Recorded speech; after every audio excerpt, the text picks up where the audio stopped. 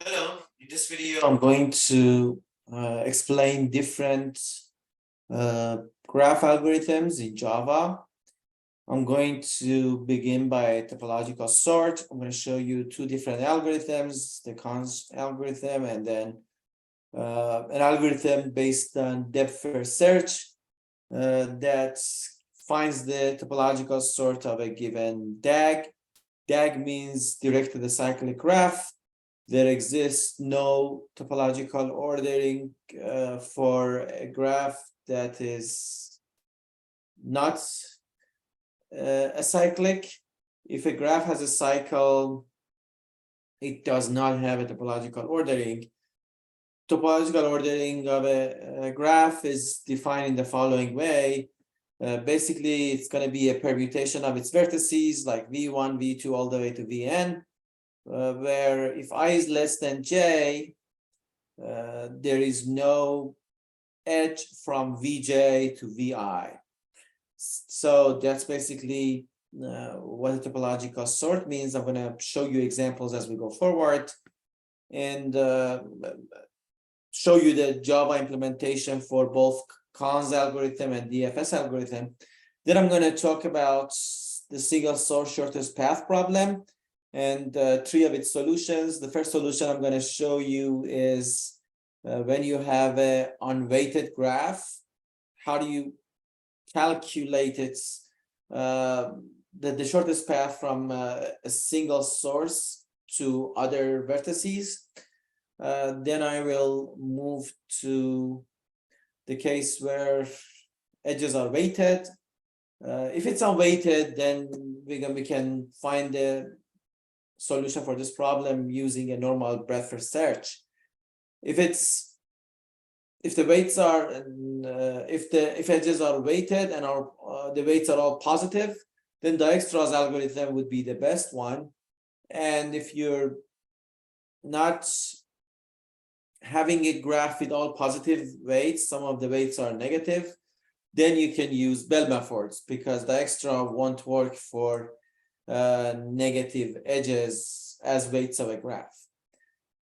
And as you see, the complexities are written here. I'm going to briefly explain the complexities as well as I show you the code. And then finally, I'm going to talk about the minimum spanning tree problem and its solution, which is the Kruskal's algorithm. And I'll show you the complexity of Kruskal's algorithm, which is E log V. So let's begin by the topological sort and the Kahn's algorithm. Imagine you have this graph of, let's say, clothing items. Every vertex is a clothing item, like shirt, like pants, so on and so forth.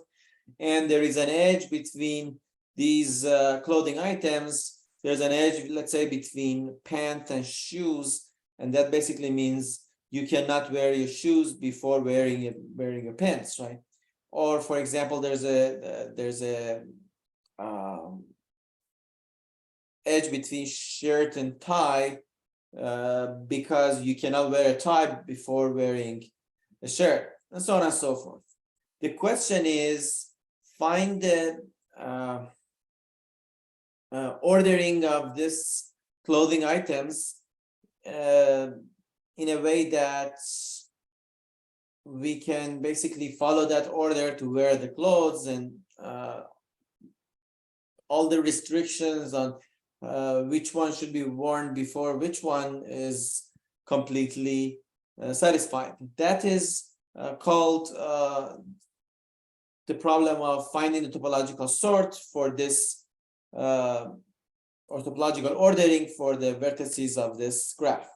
And I'm going to briefly show you the solution. The solution looks like this. One of the solutions, there are many solutions, but one of them looks like this. You can wear the sock first, then undershorts, then pants, then shoes, then watch, then shirt, then belt, then tie, then jacket. And as you see, all the arrows that are between the vertices are from left to right. There's no arrow in the opposite way, and that's consistent with the definition of topological sort. So I'm going to show you this algorithm first, the Kahn's algorithm. And then after that, I'm going to show you another algorithm for it, which is called BFS for topological sort.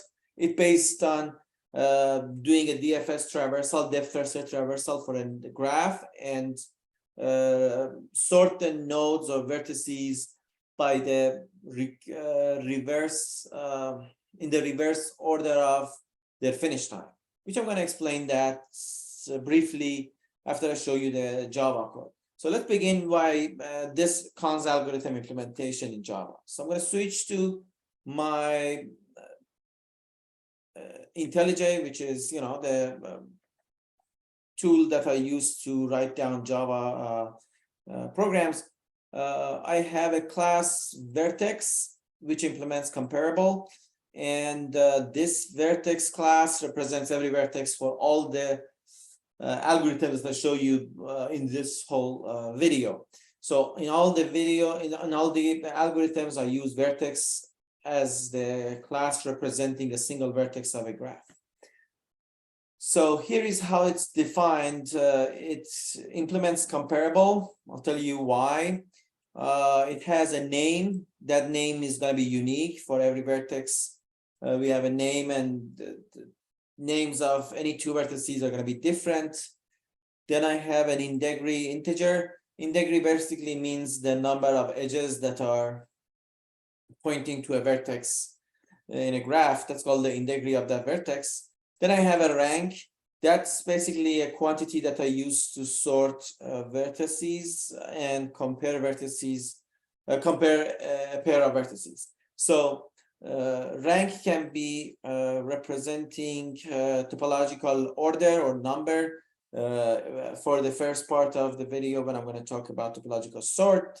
And then later when I switch to shortest path problem and the solution of shortest path problem, the rank becomes the distance between two vertices, between the source to that vertex. So rank has different meanings. For now, you can think of rank as a topological number, which means the less the rank is, the earlier the vertex is in the list of topological ordering. Then I have an integer discovered and an integer finished. These are the times in DFS, depth first search. Discovered time is basically the time in which you visit a node for the first time, and finished is the last time that you visit a node when you're doing a depth first search traversal.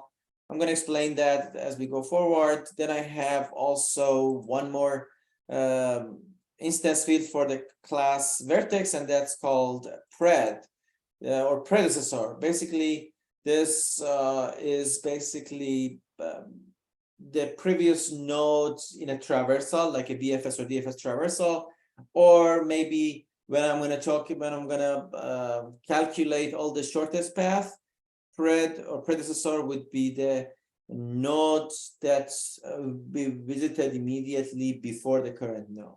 So predecessor will help me retrieve the shortest path problems, shortest path from source to a node when I'm solving the shortest path problem. I'll show you the application of it. Then I have a hash code and an equals method for it, because I'm going to later use Vertex as an element in a hash set or hash map. So it should be hashable. Therefore, I need a hash code for it, which basically returns its name's hash code, and the equals method, which returns the equals method of a string after you apply this name that equals on the another name. Basically, I'm going to take advantage of the fact that name of a vertex is a unique element of it to define the hash code and equals method. Then I have the toString method, which returns the name. And then I have a constructor which initializes the name and then sets the rest of the instance field either to 0 or null. Then I have a compare to method which compares this vertex with another vertex. Basically, all it does is to compare the ranks, right? So if this .rank is greater than another .rank, it returns a positive number. If it's less, it returns a negative number. And if they're equal, it returns 0. So I'll show you later how this can help us greatly to implement different algorithms. Let's also show you the graph before I show you the topological sort. any in all the algorithms that we see in the future, graph plays a very important role. The class graph is basically representing an unweighted graph. However, you'll see that later I will extend this graph class to create another class for weighted graphs. So this graph is an unweighted graph, but later I'll show you that a child of this class becomes a weighted graph. An unweighted graph can be represented basically by a map of vertex to set of vertices. That's called the adjacency list, but I don't call it list because it's a map, so I call it an adjacency map.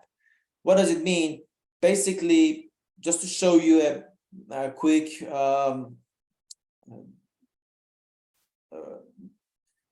demo of, or a quick illustration of this map, I can tell you this. Let's say you have a graph with 3 nodes, U, V, and W, okay?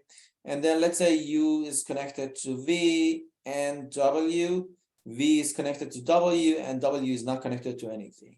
So in that case, if this is my graph, I will represent this graph with a dictionary or mapping from vertices U, V, and W to their corresponding neighbors.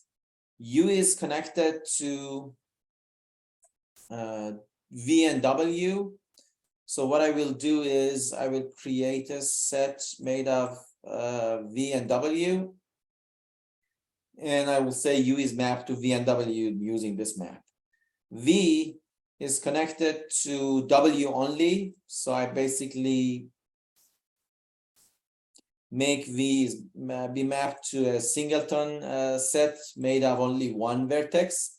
And W has no neighbors, so it's mapped to an empty set. So that's basically the purpose of the adjacency map. Adjacency map represents a graph this way by mapping every vertex to the set of its neighbors, right? For the map, I use a hash map. For the set, I use a hash set because hash map and hash set are extremely efficient. All the operations on them, which means the map.get, map.put, set.add, set.remove, set.contains, they all are order of 1, amortized. Therefore, it's a great data structure to store a graph. In the book, you may have seen adjacency matrices, adjacency lists, but those are not even close to this data structure in terms of efficiency. This is the most efficient way you can store an unweighted graph. If it's weighted, I'll show you an alternative way, which is not going to be that difficult to understand. It's going to be very similar. Okay, so let me erase all these annotations and move forward. Other than adjacency map, which I explain what it means, we have a vertex finder, which maps a name of a string to the vertex. The reason is I'm going to keep my vertices by their names. So I'm going to be able to retrieve every vertex of the graph by just having its name, right? So if I say, give me the vertex watch or jackets or pants or shoes, I can immediately get it using this map. This map is going to be a hash map, so it's not going to be a big deal in terms of time complexity. These are extremely efficient time complexity data structures. And then I have a vertex set, which returns the adjacency map to key set. That's an obvious observation. You just retrieve this set of all vertices by getting the key set of the map. Then if you want to find a neighbor set of a given vertex, all you need to do is to call the getter default on V and new hash set. The reason I put getter default is to avoid any exceptions because maybe the vertex doesn't exist. So this is a smart way of avoiding any exceptions. Then I have a vertex count, which is the number of vertices, and an edge count, which is the number of edges. And these integers will be initialized in the following constructor for the graph. The graph constructor will get an array of vertices and an array of edges, and it's going to initialize all the instance fields of the graph class. The adjacency map becomes a new hash map. Vertex finder becomes a new hash map.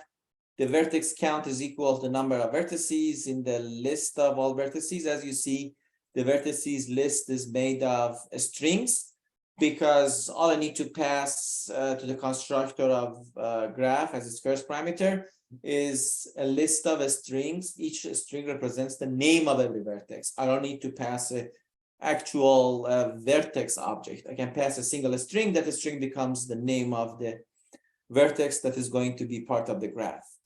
And all I need to do is, the vertex count becomes vertices.length, edge count becomes edges.length. Then I will say for every string v in the vertices, create a new vertex and map the name of the vertex to the new vertex that you just created using the vertex finder map, and then in the adjacency map, map that vertex, the newly generated vertex, to a new hash set. That's an empty set. Later, I will add to this set as I go through all the edges. And that's pretty much the for loop that I have over all vertices. Then I will go over all the edges. Edge would be an array of strings as well. And a string represents an edge in the following way. Let's say you have an edge going from U to V, right? Where U and V are two vertices. That one can be represented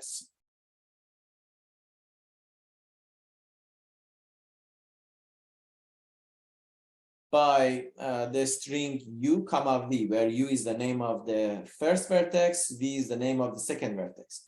U is the name of the starting endpoint of the edge. V is the name of the endpoint of the edge. We're going to assume that all the edges are directed, so you know what I mean, right? Basically, all I need to do is to split the string representing an edge by a comma. The first element would be the name of the first vertex. So I will say vertex finder that get endpoint 0. That's going to give me the first vertex. And then vertex finder that get endpoint 1 is going to give me the second vertex, in this case, U, right? I'm sorry, V. So U would be the first one, and V is going to be the second one. I pass these two to the add edge method, which is the private method. And this method is going to update the adjacency map in the following fashion. Basically, the add edge gets two vertices from and to, and it's going to use this adjacency map that get to first retrieve the set of all neighbors of the from vertex. And it's going to add 2 to the set of all neighbors of the vertex from. And then it's going to update the integrity of the vertex 2 by increasing it by 1. Because when I draw an edge from to 2, the integrity of 2 should be increased by 1. So by the end of this constructor, all the integrities are in the great shape, and they all represent or reflect the true value of integrities of all vertices. The edge count is initialized properly by the end of this constructor for graph. The vertex count are going to be initialized properly, vertex finder, adjacency map, they all are populated in the correct way. Then I have a few more methods, which I'm going to explain them later, like reset integrity, reset for DFS, reset for shortest path problem. Get vertex is going to get a single vertex after you pass its name to it. And that's pretty much it. So by this not so short introduction, let's get into the topological sort and the two algorithms it has. I'm going to begin with the Kahn's algorithm. The Kahn's algorithm is an extremely interesting algorithm, and it's pretty simple. It's going to get the graph as an input parameter and returns a list of vertices in the proper order. The order is the order that you expect from a topological sort. As I said, there exists no edges from a later vertex to an earlier vertex in the topological order. And as you see, it throws an exception. This exception is because sometimes this graph might contain a cycle. If it contains a cycle, then the Kahn's algorithm will recognize the cycle and throws the exception, because if there's a cycle, there would be absolutely no topological ordering for the vertices of that graph. What I'm going to do first is here I'm going to create a list of vertices. That's going to be my return value. I made it an array list. I could have made it a linked list as well, but it doesn't really matter which one you pick. I picked array list, and then I create an empty queue of vertices. Then what I do, I will first look for all the vertices in the graph, and if they have a 0 in degree, I will add them to the queue. Then, as long as the queue is not empty, I'm going to remove one element from the queue. I'm going to set its ranking to the counter, which is an integer starting from 0. And that rank basically shows the ranking of the vertex in the topological ordering. Then I'm going to immediately add V to the return value, because eventually I need to return the list of all vertices in the proper order, in increasing order of their topological number or rank. And then after I do that, I'm going to remove vertex V and all the edges connected to it from the graph. So that's why I say go over all the neighbors of V in the graph. For every vertex W, which is a neighbor of V, reduce the integrity of W by 1. And if the integrity after reducing 1 from it becomes 0, add it to the same queue. And do this while loop as long as the queue is not empty. After it gets empty, then I'm going to reset the integers, because I have to undo all the side effects of the algorithm on the vertices. I don't want to leave the graph and its vertices in a bad shape, in an inconsistent shape. I have to make sure that the integers reflect the true value of integer, which is the number of edges that are pointing to a vertex. And then this reset integer basically recalculates all the integers. Let me show you. It's in the class graph, and it basically says for every vertex V in the adjacency map key set, for every vertex W in the adjacency map that get V, do V dot W dot integrity plus plus. And that's going to recalculate all the integers, because I've already subtracted them multiple times. I will reduce the integrity of every vertex to 0, so I have to undo this effect. And then if the counter becomes equal to the size of the vertex set, which is basically the number of vertices in the graph, that means if it's equal, that means everything is fine, so I will return the RB. Otherwise, that means there's a cycle and I have to throw an exception. I just say cycle found, no topological sort exists. I'm going to illustrate how this works in an example. The example I have is the same, clothing items. I first create a new graph. I will pass a list of all the vertex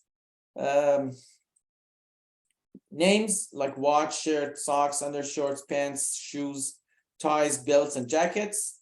And also I pass a string representation of all the edges. There's an edge from socks to shoes, from undershorts to pants, from undershorts to shoes, from pants to shoes, from pants to belts, from shirt to belt, from shirt to tie, belt to jacket, and tie to jacket. And then after I construct this graph using the constructor that I showed you before, I'm going to pass this graph to the Kahn's algorithm, and I'm going to run the algorithm and see one ordering of the elements. If I run this, I can run it right now. It's not a big deal. I will see the ordering. This ordering should be a topological ordering. I will later run the next one, which is for the next algorithm for topological ordering. But this one is going to print shirt, watch, socks, undershorts, tie, pants, belts, shoes, and jacket. I'm going to show you basically how this is obtained using the algorithm in the other file in the Word document. So here, as you see, I have already placed or calculated all the integers for every vertex. The undershort's integer is 0, socks is 0, watch is 0, shirt is 0, and we have integer 1, 2, and 3. So the first thing I'm going to do is I'm going to, let me use an annotator here. I'm going to create a queue and place these vertices, shoes, socks, watch, and undershorts in my in an empty queue. So this is the queue. I'm just gonna represent the queue this way, and I'm just gonna place shirt here. Let me go back and look at the output of the program. I want to be consistent with the output. We have shirt, then watch, then socks, then undershorts. Okay. Then I'm gonna place watch. Then I'm gonna place socks. Then I'm gonna place the undershirt. Then next step is to remove, let me use a different color, let's say green. Next step is that while loop that I just showed you. I'm gonna remove this shirt and I'm gonna dequeue it from the queue first. And then I'm going to update the integers. So basically I'm gonna remove the shirt from the graph, and then these two edges will be gone as well. When you remove the edges, then the ties integer becomes 0, belts integer becomes 1. And because ties integer becomes 0, I'm just gonna enqueue the tie into the queue. So what I'm gonna do is I'm gonna use maybe a black color, no, a dark blue color to represent all the topological numbers. So the topological number of shirt becomes 1 because that's the very first thing that I processed. Next, after I do all these changes, I will go through the while loop for while queue is not empty. And I'm going to process the next node. The next node is going to be watch. The watch is going to be removed and all the edges attached to it. There is no edge, so no changes will happen to any other vertices integers. So I just remove it, and I'm going to mark this as the second node that has been processed to the topological number, or the rank of the watch is number 2. Then I'm going to take care of the next node in the next iteration of the while loop, which is socks. Socks will be removed from the queue, and it should be also removed from the graph, and then this edge will be gone. Therefore, the shoes integer becomes 1 less, which is 2, right? Then, so that becomes, the socks item becomes the third element with the rank 3 in the topological ordering. Then I'm going to dequeue the undershorts and get rid of that vertex in the graph. So that will be gone. And the 2 edges connected to it should be gone as well. Therefore, the integer of pants becomes 0, integer of shoes becomes 1. Because pants integer has become 0 right now, I'm going to add pants to the queue. So pants becomes the last member of queue so far. And I'm going to set the topological number of undershorts to 4. And then I'm going to proceed with the next item. The next item is tie. I'm going to remove that tie from the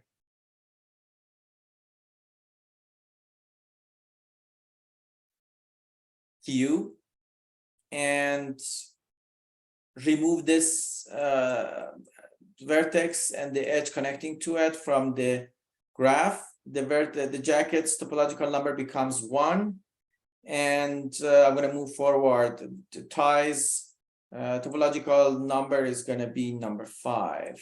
Okay, then I'm going to take care of the next element in the queue, which is pants. That will be dequeued. When you dequeue pants, you have to remove it from the vertex, from the graph, and its edge should be removed from the graph, and then the integrity of belt becomes 0. So we're gonna then next enqueue belt. Belt is gonna be enqueued, so I'm gonna place belt here. Assume that this is in the queue. So pants becomes number 6 in the topological ordering. Then belts becomes the next element. We're going to remove belt from the vertex, from the graph, and it's going to be number 7 in the topological ordering. We're going to get rid of the edge connected to belt, and that's going to reduce the jacket's topological ordering. Integrity to 0. And because of that, I'm going to enqueue jacket into the queue. So jacket is the last element that is going to be added to the queue. Finally, I remove the jacket in the last iteration of the while loop, and that becomes of integrity 7, or I'm sorry, topological number 7. That would be the last element in the topological sort. Now, all the 7 elements have become, I guess I forgot one element in the middle.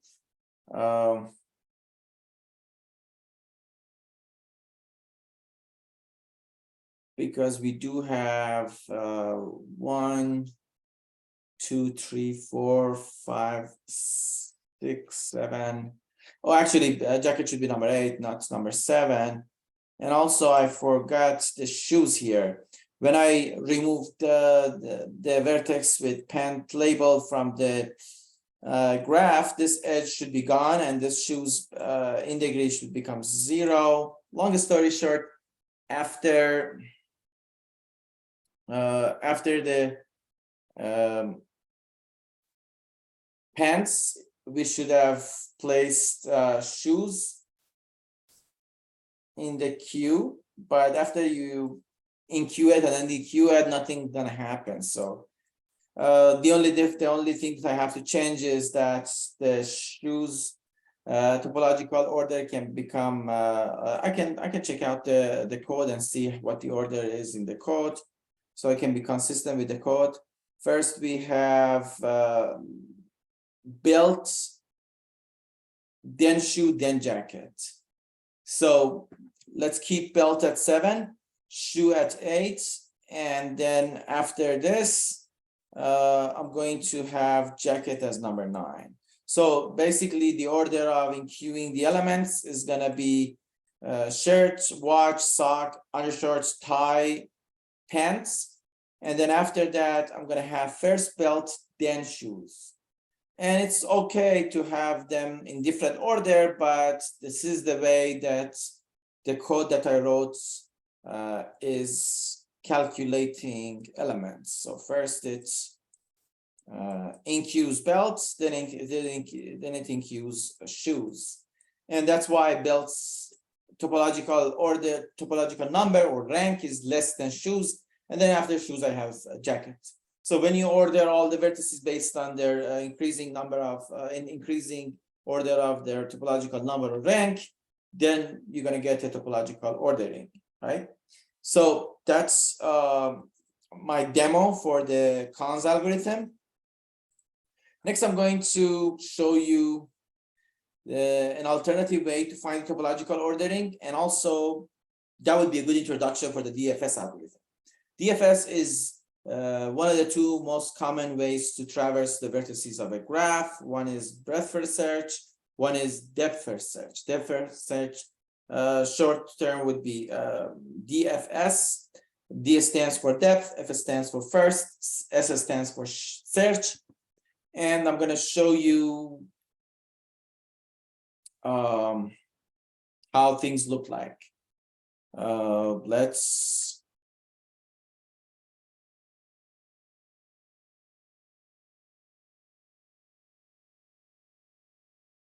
look at the topological sort with DFS, or topological sort using DFS.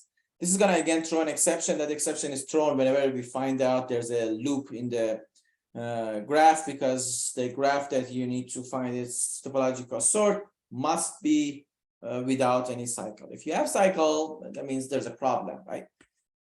So what I'm going to do is next is, to show you how the topological sort can be done using a DFS. I'll first explain what the DFS is, and then talk about the discovery time and then the finish time, and then I'll show you when you write down the vertices in the decreasing order of the finish time, there would be a topological ordering of the given DAG. Graph here is a DAG. It's a directed acyclic graph. I'm going to create a linked list of vertices. That's going to be my eventual return value, because topological sort should return a list of vertices in the right order. Then I will have another linked list. I call this starters. The reason I have a starters here is because I'm just going to begin my DFS from a vertex, and that vertex should have an in-degree 0. So I need to begin with an in-degree 0 vertex. I cannot begin with any vertices I want. That's the restriction that we have in a DFS when we're going to use DFS for topological ordering. The beginning of the DFS should be a vertex with no in-degree. Right, kind of similar to the Kahn's algorithm. If you remember, in the Kahn's algorithm, we started with an in-degree 0. Same story here. So what you can do is you can go over all the vertices in your graph, and then if their in-degree is 0, you gotta basically add them to the list of starters. A starter is basically the list of vertices that are going to begin your DFS. And then I created a stack. This stack is absolutely necessary for a DFS. Later, I'll show you that you can implement DFS either using a stack of vertices, or you can make it recursive. The stack implementation would be a lot faster. So it's important that you learn the DFS using a stack. How does it work? Basically, I'm going to define a time, because as I showed you, I have to specify the discovery time and the finish time. You may ask, what is a time? Time is nothing but a counter beginning from 0, and every time is going to plus it.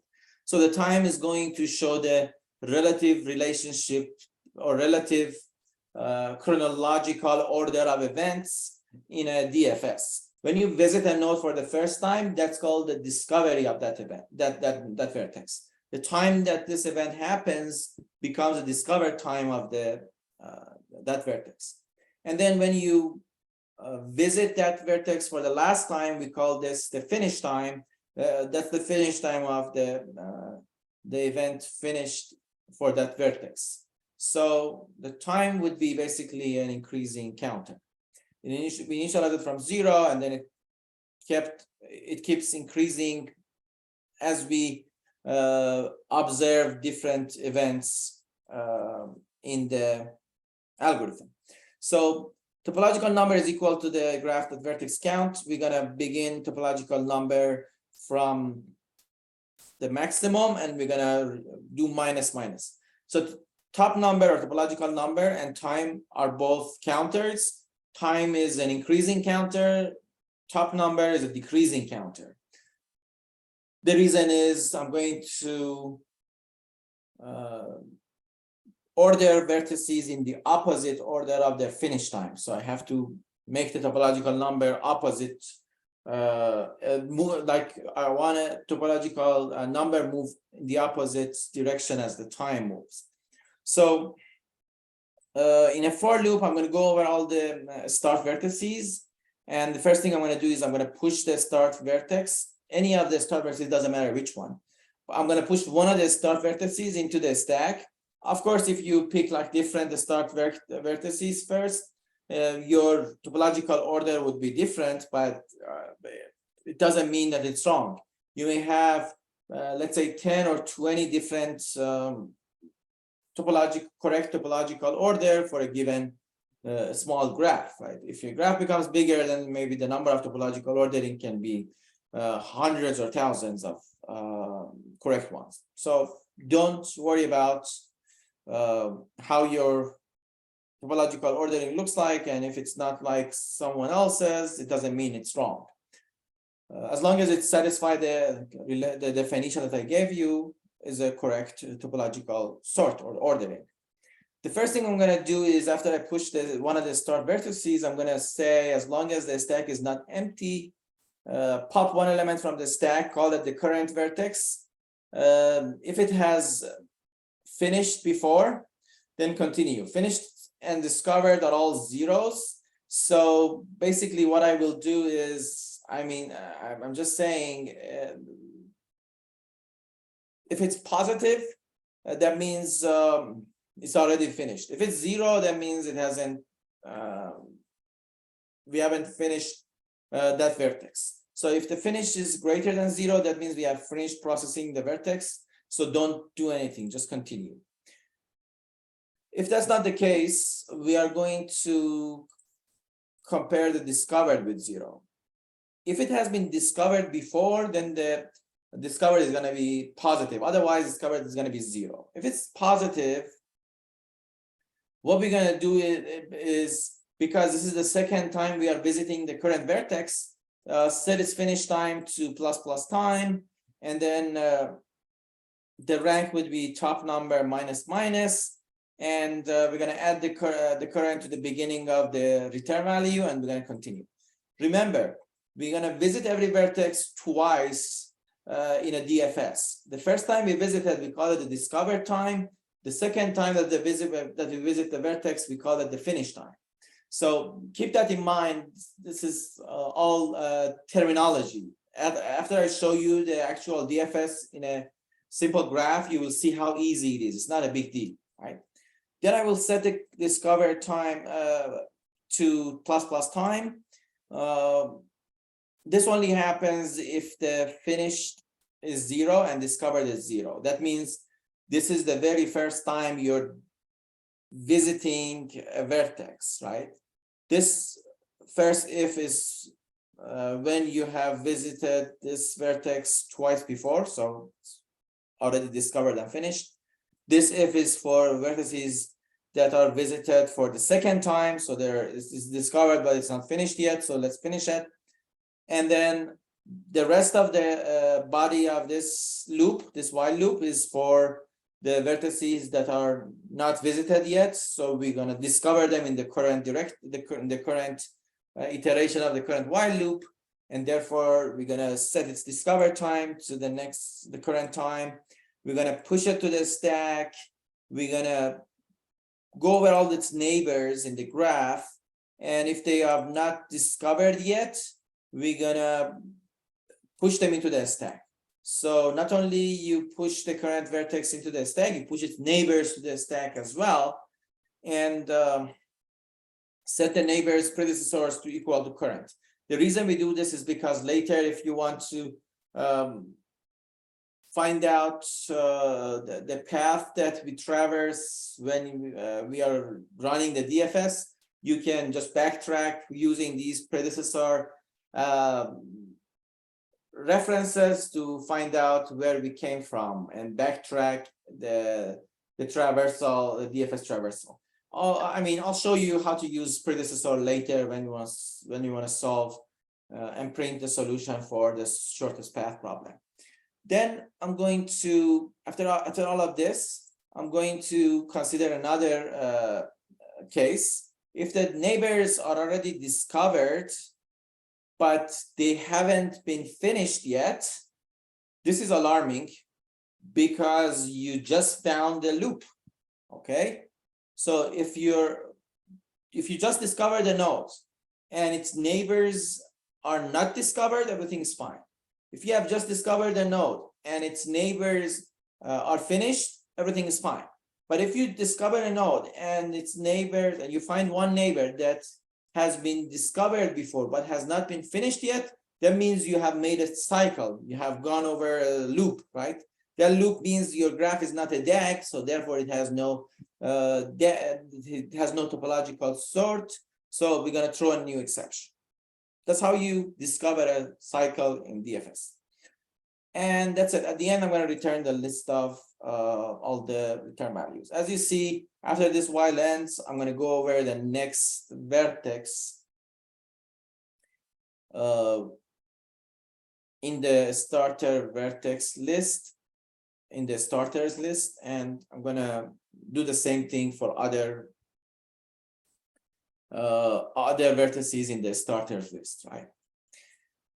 Okay, so what I'm going to do is I'm going to show you how this is implemented, how this topological sort can be implemented on this graph. As you see, I have called the topological sort using DFS on the same graph that I showed you before. And this is the output. After I print the return value, it gives me a different, but the correct topological ordering: shirt, tie, watch, socks, undershorts, pants, belts, jackets, and shoes. There's nothing wrong with this order, right? You can wear clothing items in this order and everything is fine, right? I'm going to show you how the traversal happens and why we call it a traversal. So imagine, this is just an imagination, right? You can basically run your code and you get a different result, but just imagine the following. Imagine that I have traversed all of these nodes and I have figured out the following ordering, or the following order of vertices with 0 in degree. Imagine my first vertex with 0 in degree is shirt, right? So I have in the array of starters, I have shirt. Then I have belt. No, sorry. Then I have, oh God, what's the next one? The next one is watch, right? It has an in degree 0, right? The next one is undershorts, and the last one is socks.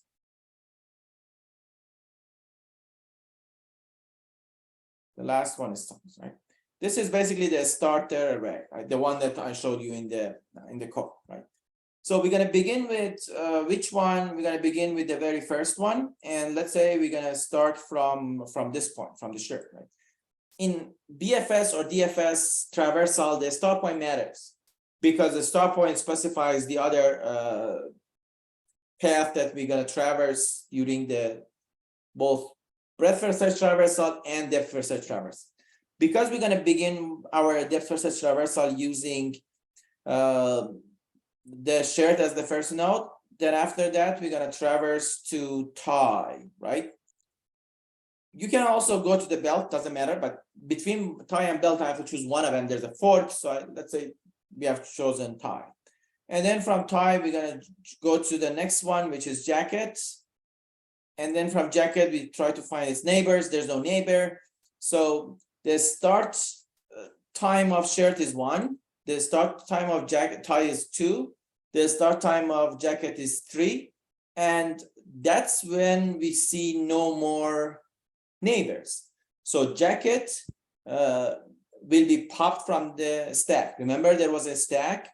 First we push shirt, then we push tie, then we push jacket.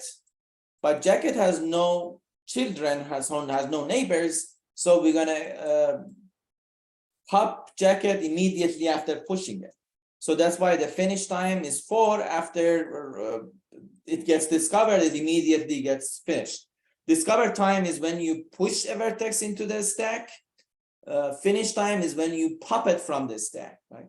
Because we had a stack, remember? So that's jacket. Then we are going to pop tie from the stack. So that's why the tie's finish time is 4. Then we're gonna finish, but then when we don't want to finish shared next, we are going to push the other neighbor of shared, because shared has 2 neighbors. One is tie, one is belt. After tie is popped and finished, we're gonna push the other neighbor of shared, which is belt, to the stack. So belt is gonna be pushed at time 6, and it's gonna be popped at time 7, because belt has no neighbor that is not been discovered. Belt's neighbor is jacket, but jacket has already been finished. So I don't need to be worried about that, right? If it's already discovered and finished, don't worry about that. That means everything is fine, right?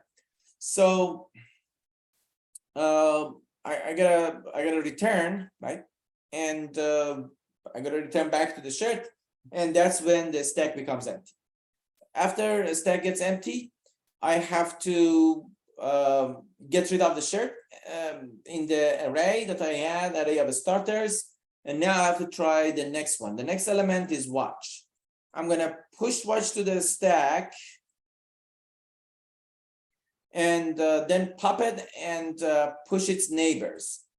Watch is going to be pushed at time 9, and then we're going to pop it at time 10 because there's no children. Watch is isolated, so it has no children. So immediately after I push it to the stack, I popped it from the stack because it has no children. When I say children, I mean neighbors. Then I'm going to go over the undershorts. I'm going to begin another branch of the DFS from undershorts, because that's the next vertex within degree 0. Undershorts is going to be discovered at time 11. Then it's going to discover pant at time 12.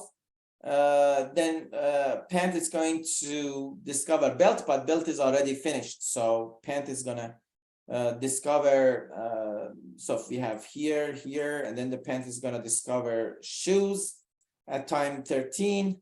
And shoe has no neighbor, so after being discovered and pushed to the stack, shoes is gonna be popped immediately from the stack at time 14. Then we're gonna pop pants from the stack at time 15, and then we're gonna pop undershorts from the stack at time 16. And then finally, we're gonna take care of the socks. Socks is gonna be pushed into the stack at time 17, and it's gonna be popped from the stack at time 18. That's it. Why not pushing shoes again to this stack? Because shoes is already finished, right? So we don't do that, and it's the end. That's gotta be the end of the DFS. Then after you do the DFS, you're gonna sort all the elements in the decreasing order of their finish time. So who has the highest finishing time? Socks. So this would be of topological number 1. Then I'm going to consider the very next one, which is after 18. The next one is undershorts, number 2. Then I have pants, number 3, with finishing time 15.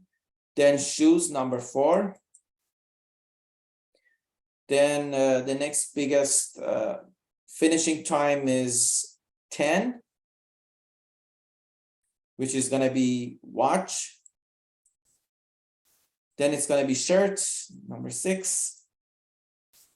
Then it's going to be belt, number 7. Then it's going to be tie, number 8. Then it's going to be jacket, number 9. And after you place them this way, that's basically the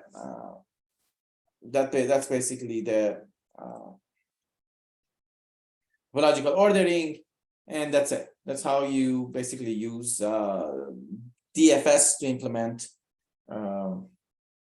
topological ordering. Right? But DFS has many more applications, not only for topological ordering; it can be used for many other reasons. All right, so here I used the same DFS, but I got a different result. It's not because it's wrong; it's because it is basically running the DFS with different start vertices. Not just different start vertices, with different order of start vertices. So it may have started with a different vertex, and therefore it has gone through vertices in a different order. It has come up with a different topological order. That's totally fine. You can verify that and see that this one satisfies the topological sort definition. So that's basically the first topic that I wanted to cover, the topological sort and the two algorithms. Both algorithms, complexity would be V plus E, which means it's linear in terms of the number of vertices and edges, right? Next one, I'm going to talk about the shortest path from one node to other nodes, or from one vertex to other vertices. This problem is super important. Let's say you're going to go from vertex V3, we call that vertex source, to other vertices. What is the shortest path that you can traverse? I can say, if you want to go from V3, let's say, to V5, one path is to go from V3. Let me use a annotator here. Let's say you want to go from V3 to V5, right?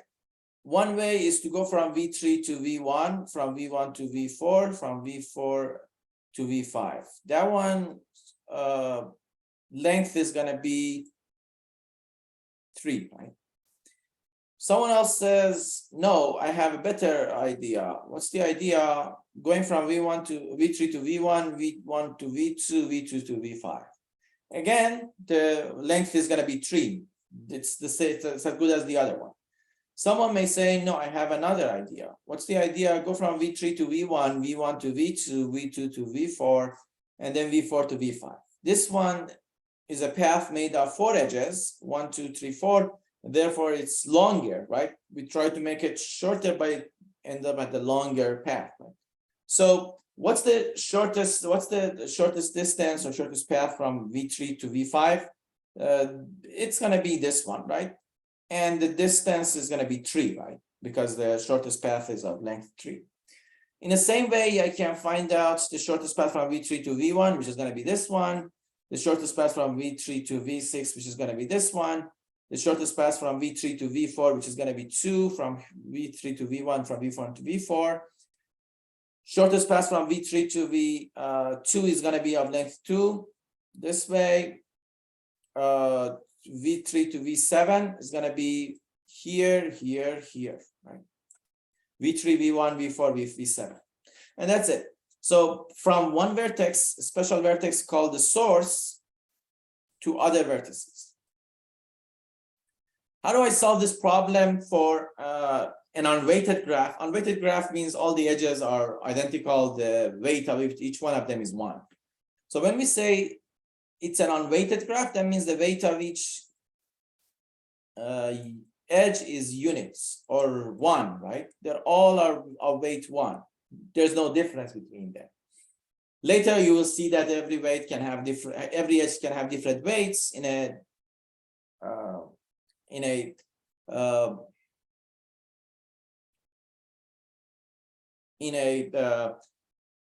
I should say, in a weighted graph. Sorry.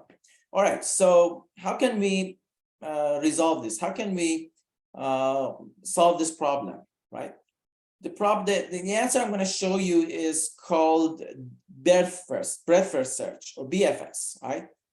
BFS is an alternative. It's an alternative traversal to depth first search. So some of this graph problems will be solved with DFS or depth first search. Some of them will be solved with breadth first search. For trees, we had multiple traversals. We had breadth first search, depth first search. We had pre-order, post-order, in-order, and more. But for graphs, we're going to have these two only. We're going to have breadth first search and depth first search. These are the two common ways to traverse the vertices, right?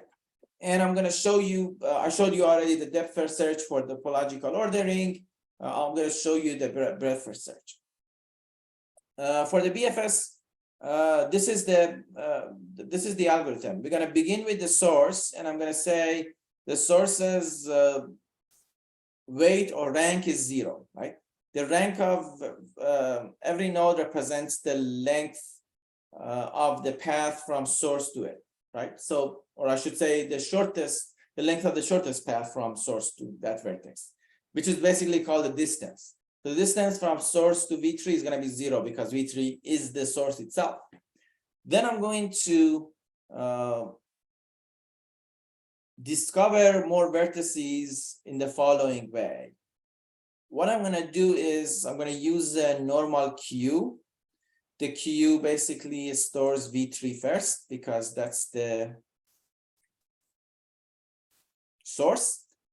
Then at each point, I'm going to dequeue the vertex, and in queue, this is basically the head of the queue, this is the tail. I'm going to enqueue the two neighbors, which are V1 and V6.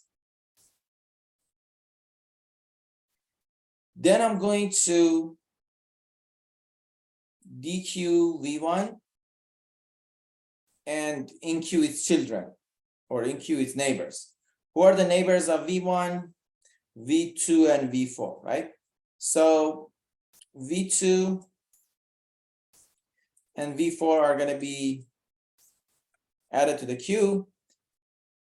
And because I remove the V1, V1's distance will be equal to its predecessors, which is 0 plus 1. And the predecessor of V1 is going to be V3, right? I will say P equals to V3, right? That means if you want to get to the V1 from source, you have to go over V3, right? That's called the predecessor. The next one is V6. I shouldn't say pop because this is a queue, not a stack. Queue means first in, first out. The stack means first in, last out, or last in, first in. V6 is going to be the next one that I'm going to dequeue.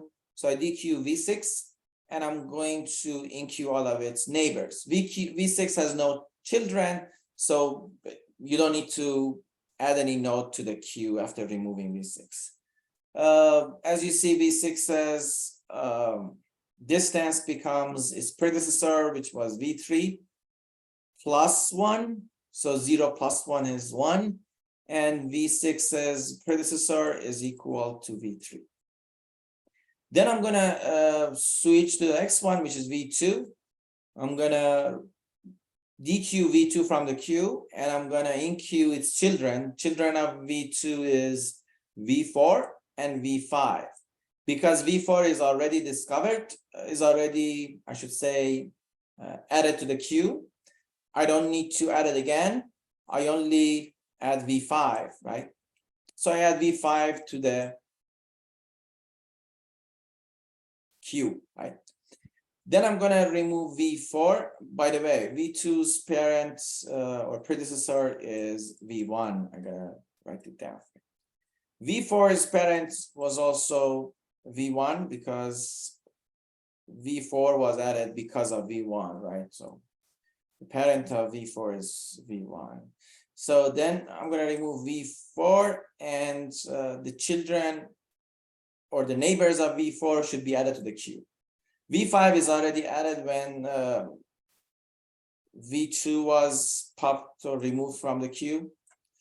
So other than V5 and V6, which was already finished, discovered and finished, we need to take care of V7. V7 is going to be added to the queue because V4 was removed from the queue. So its neighbor will be V7 that should be added to the queue.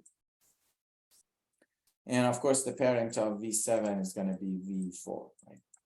And then I'm going to remove V5. It has no undiscovered neighbor. V7 is already discovered, so I don't need to add anything to the queue.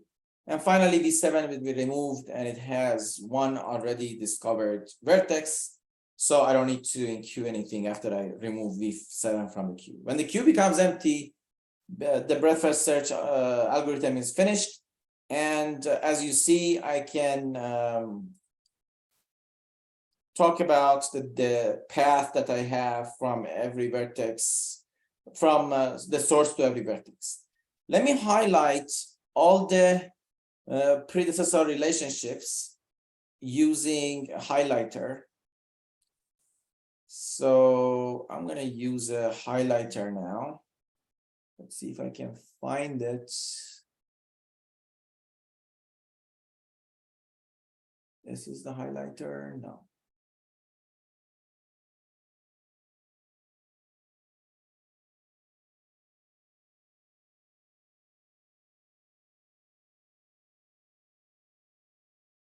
All right.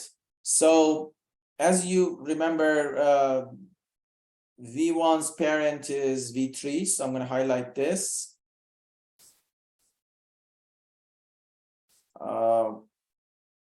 V6's parent is V3, so I'm going to highlight this.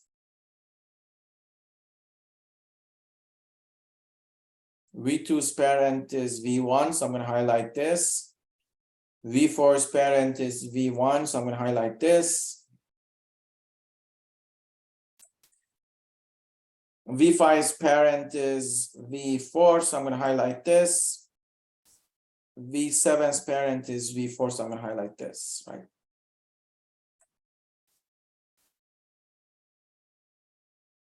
This is a spanning tree. We call this a spanning tree. And this is basically the shortest path tree. This is going to be called the shortest path tree, and V3 is called the root of the tree, and that's the shortest path tree from V3 to other vertices. How do we calculate that? Using breadth first search and the predecessor references, right? This is a very important tree. We call it the shortest path tree. It's basically a tree that represents all the shortest path from one vertex. We call it the roots or the source to other vertices. Let me go over the code of BFS briefly, and then I'm going to show you the DFS and compare them side by side so you can understand them better. Let's clear all the annotations and jump to the code in Java. I have stored the shortest path here in this class. I'm going to give you this source code so you can have them all. Let's talk about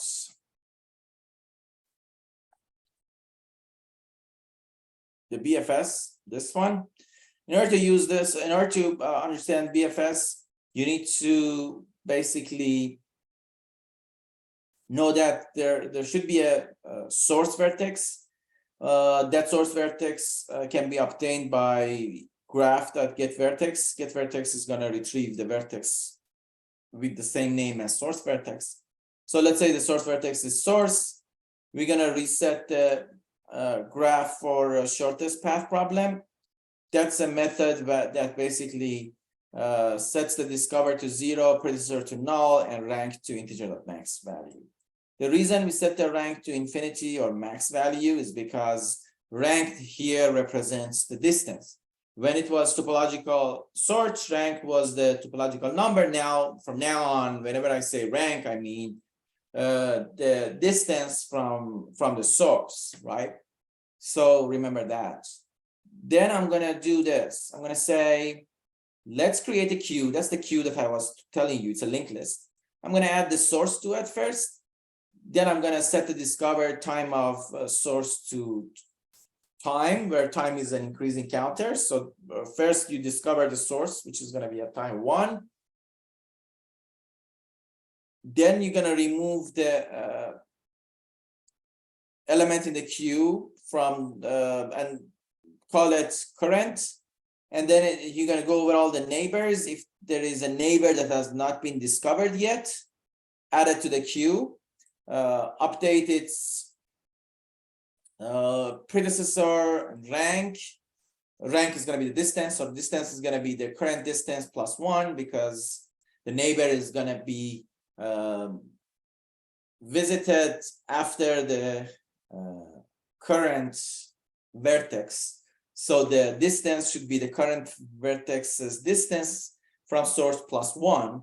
And then we're going to add the neighbor to the queue, and then we're going to increase the discovered time of the neighbor by 1. So the time in which the neighbor was discovered would be 1 more than the time that the current vertex was discovered. If you have more neighbors, then you're going to go through this for loop multiple times, and set the discovered of other neighbors as well, and make them all descendant of the current node. Otherwise, in other words, the neighbor's predecessor would be current, and the rank would be the current dot rank plus 1. So this for loop is going to do everything for you. And then this is inside a while loop. As long as Q is not empty, we're going to keep doing this, right?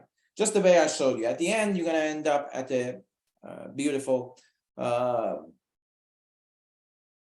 shortest path tree, which represents all the shortest path from source to all the vertices. If you want to print the solution for the shortest path, you got to use this method. This method is going to take advantage of all the predecessors to basically print the solution of shortest path problem from source to all the vertices. So first it prints source's source, then it's going to go over all the vertices, and if the vertex is equal to source, it doesn't do anything. Otherwise, it's going to say the shortest distance and path from source to a given vertex is equal to v dot rank would be the distance, and that the path would be the return value of this find path. This find path is a recursive method. It's a method that uses recursion, which basically gets a source, a target, and a graph, and it finds the shortest path from source to target. This is going to be able to recover all the path from source to that target using all the predecessors. What it does, it calls a helper method, which is a recursive method, and it finds the shortest path from source to target by backtracking the predecessors. How does it look like? Imagine the starter, the base case first. If the target and source are the same, then you only have one element in the path. The path would be a linked list of vertices, which is going to be only that vertex, and then you return. Otherwise, if it's not the base case, you're going to do this. You're going to check whether or not you have a non-infinity rank, a reasonable rank. If the rank equals integer.max value, that means this vertex is not even reachable from source, maybe because the graph is disconnected or any other reason, so you cannot retrieve the path. There is no path. So clear the path and return, because path doesn't exist. Otherwise, this happens never. If you use the algorithm, the example I showed you, this never happens. The recursive step is basically this: add the target to the beginning of the path, and then call the helper method for the source and the predecessor of the target. So this way, you basically build the path from source to the predecessor of the target, and then at the end, you add the target to the path. And that becomes the whole solution. That's a recursive solution. By backtracking the predecessor using recursion, we could retrieve the path, right? And that's pretty much it. I'm going to show you an example. The example is the same that I showed you earlier. This is it says a weighted graph, but I'll show you what the weighted graph is. This is like, think of it as a normal graph with these vertices and these edges. As you see in the edges, there's a comma followed by an integer. That's the weight. I'm going to show you how to handle that. But for now, assume this is a regular graph. Because, weighted graph is a regular graph because it's a child. So you don't need to know weighted graph yet. I'll tell you after this. Then I'm gonna run the BFS by just passing the graph to the BFS and V3, which is the source vertex I showed you in this document.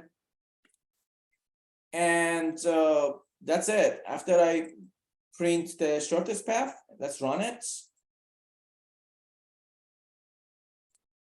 As you see, it says I'm running the BFS, source is this, and then it tells me the shortest path from V3 to every single vertex. For example, it says the vertex, the shortest path from V3 to V7 is V3, V1, V4, V7. And that's pretty much what we got before. V3, V1, V4, V7. That was the path of length 3 from V3 to V7. In the same way, it calculates other shortest path from V1 to other vertices. That becomes the answer to the solution, the solution to the problem of finding the shortest path from a single source to other vertices in an unweighted graph, right? Unweighted directed graph. So that's pretty much it. I'm gonna, just to show you the contrast between BFS and DFS, I'm gonna jump back to DFS briefly and show you how to do the DFS. I'm gonna show you the iterative solution of DFS. The DFS solution is extremely similar to the, or the DFS traversal is extremely similar to the BFS. The only difference is instead of a queue that I use for BFS, I use a stack. Nothing else is different. In a for loop, I will check every vertex. If it's already discovered, continue. Otherwise, push it to the stack. If it hasn't been discovered yet, push it to the stack. If the stack is not empty, pop one element from a stack. Remember, we removed from the queue in the BFS. Now in the stack, in the DFS, we deal with a stack. Pop it from the stack, print it out. Let's say you want to print all the elements using DFS. Then set the discovered time to the plus time, and then go over all the neighbors in the neighbor set of the vertex in the graph. And if they haven't been discovered yet, push them to the stack. And that's it. You keep going until you're done, right? I didn't set the finish time because I don't want the finish time. Finish time was used for the topological sort using DFS, but I don't need it, so I don't store the finish time. But this is good enough to print elements in a DFS fashion iteratively. That's much better than when you do it recursively. The recursive solution also exists. Let me briefly show you the recursive solution. You can say, first go over the vertex set of the graph for every vertex. Let's call that a start vertex. If it has been discovered before, don't worry about it. Don't do anything. Otherwise, call the helper method for the start, graph, and time. The time is passed so that we can update the time. In this recursive method, recursive helper method, what I need to do is, first I'm going to print the current, because I have to eventually print the whole element, all the vertices in a DFS fashion. Then I'm going to say, update the discovered time of the current vertex. Then I'm going to do a for loop by going over all the vertex, all the neighbors of the current vertex. And if they are not discovered yet, I'm going to call the method recursively for them. What is the base case? The base case is when a vertex has either no neighbors or all of its neighbors are already discovered. So you either don't go through this for loop, or if you go, you don't go through the if. And in both cases, you're not going to call the helper recursively. So the base case is kind of hidden within the body of this recursion, right? But it's a recursion because you call the helper recursively, so it's called a recursion. But it's not as good as the iterative solution. Remember the iterative solution. For the rest of your life, just remember one thing. DFS uses a stack, BFS uses queue. And that's it. That's all you need to remember. Everything else is going natural after this. If you make this assumption, you can just regenerate these solutions yourself after a few minutes of thinking. It's super straightforward logically.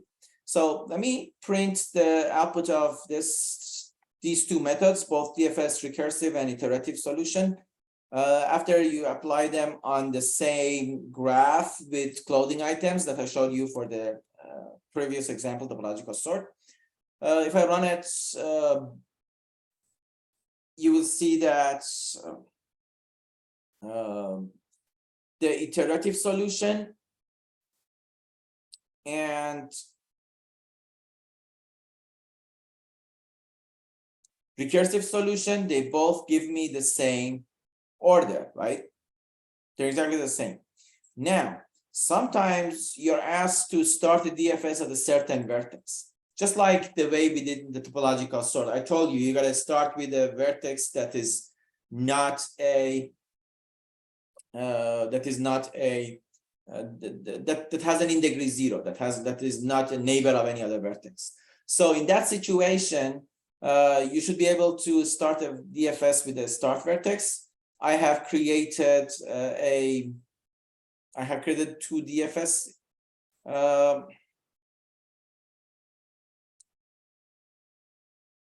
solutions. One is only getting a graph and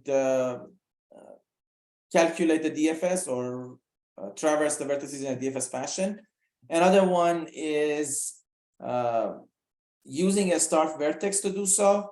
The one that uses a start vertex is a bit more complex because you have to begin with a certain vertex. So the first thing we can do is we first push that start vertex into the stack, and then make sure that there is all of its neighbors and neighbors of neighbors and neighbors of neighbors of neighbors are all traversed. After we finish this, then we're gonna go over the rest of the graph, if there is any. And as long as they are not discovered, we're gonna follow the same while loop and the same stack procedure to traverse them and print them in DFS fashion. So I have two DFS iterative print. One is the receiving a start vertex. The other one gets no start vertex. They're both similar. This one is a little bit easier. All right. So now that you saw both DFS and BFS side by side, you understand that they're very similar. Their complexity is exactly the same. The complexity of both of them is equal to V plus E. It's a big O of vertices and edges. In other words, if I have, let's say, 100 vertices and 150 edges, the complexity would be in the order of hundreds, right? It's not going to be thousands or millions. They are super inefficient because, I'm sorry, they are pretty efficient because the complexity is linear in terms of number of vertices and edges.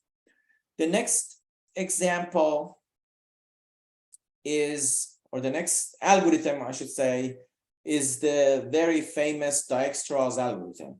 This should be probably the most famous algorithm in computer science, in data structures, in graph algorithms for sure. It's going to be the most famous and well-known algorithm. Dijkstra was a scientist that received a lot of respect because of this algorithm. It's a very simple but effective algorithm to find the shortest path from a single vertex called source to other vertices in a graph that is weighted with positive values. Later, I'll show you what happens if the weights are positive and negative. But if they all are positive, Dijkstra's algorithm is going to be the best algorithm because the complexity would be order of V plus V log V if we use a special type of heap called Fibonacci heap for the priority queue. That's the same type of heap that we use in Java when you use priority queue in Java. So I'm going to first show you how it works, and I'm going to show you the code. So let's use some annotation. I'm going to draw a red color. Let's use a very thin red color to do that. I'm going to begin by showing you how the Dijkstra algorithm works first. So I'm going to select the source. The source for this algorithm, I'm not going to select V3 anymore. I'm going to select V1. And V1 is going to be my source, right? I'm gonna break this set of all vertices into two pieces. The known vertices, the unknown vertices. I assume that the V1's distance or rank is 0. You see the rank is written here. And the rank of others are all infinity. Infinity means we haven't discovered the shortest path from source to that vertex yet. It doesn't mean that we're never gonna find out. It depends. As we go forward, more and more vertices, shortest path become known, and the infinities are gonna be gone, right? But originally, the initial values of rank or distance or shortest path would be 0 for source and infinity for the rest. Then I'm going to use these two these two edges connected to the vertex V1, the outgoing edges, to find the shortest path from V1 to V2 and V4. Basically, I will say, let's find out. Because I can use this edge and the source V1 has a distance 0 from source, by adding 2 to it, 0 plus 2 can become the distance of V2 from the source. So I'm going to replace this infinity by 2, and I'm going to replace V4's distance from infinity. I'm going to replace the infinity, which is the distance of V4, by 0 plus 1. 0 is the distance of the source, plus 1, which is the weight of this edge. 0 plus 1 is going to be 1. When we say distance of that means the length of the shortest path. The length of a path in a weighted graph like this, because you have a graph where every edge has a label, that label is called the weight, is equal to the sum of all edges, right? So if I have, let's say, I'm just going to make you an example so you understand it better. So let's say you have UVW, right? And there's a path from U to W like this. From U to go to V, from V you go to W. If this is 100, this edge's label or weight is 100. This edge's label is equal to 50. Then I will say the path from U to V to U to W has a length equal to 150 by adding 1 and 50, right? So that's what it means. When I add the weights, it's because that's how you define the length of a path, and the length of the shortest path will be the distance. So I assume that you understand these definitions.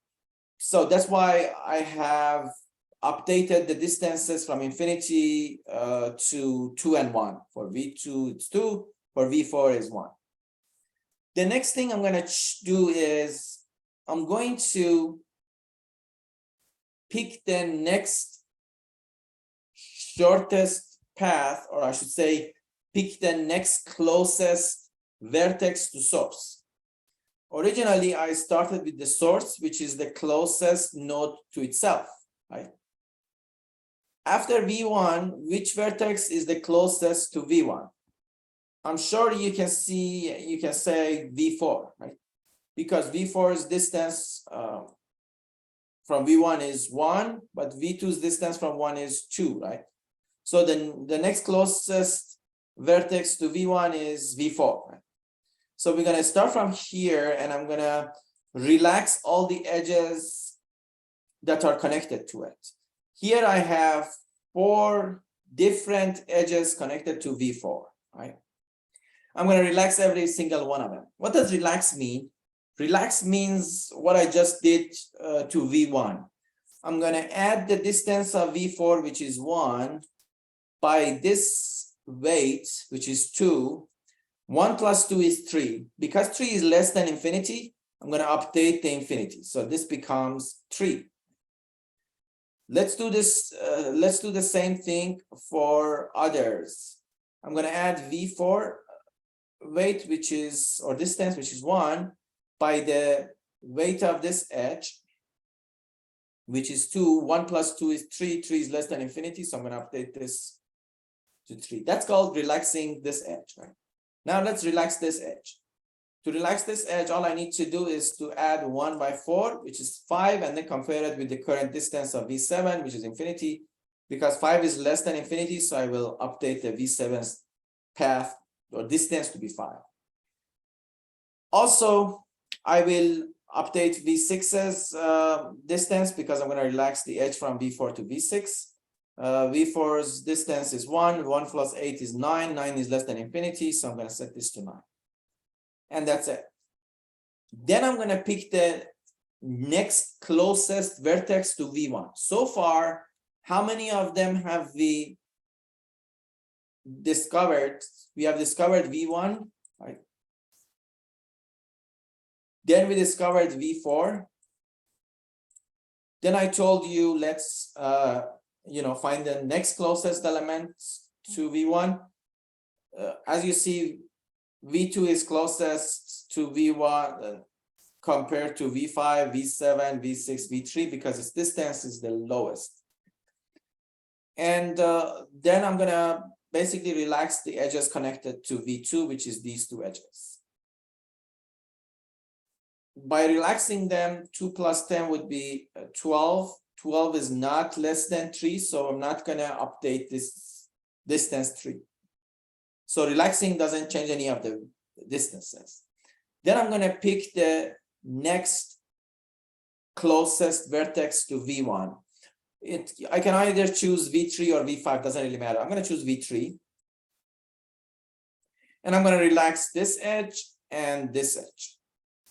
If I relax them, this is not going to change anything, but this one is going to change something. Vertex V3's distance is 3. 3 plus 5, which is the weight of this edge, would be 8.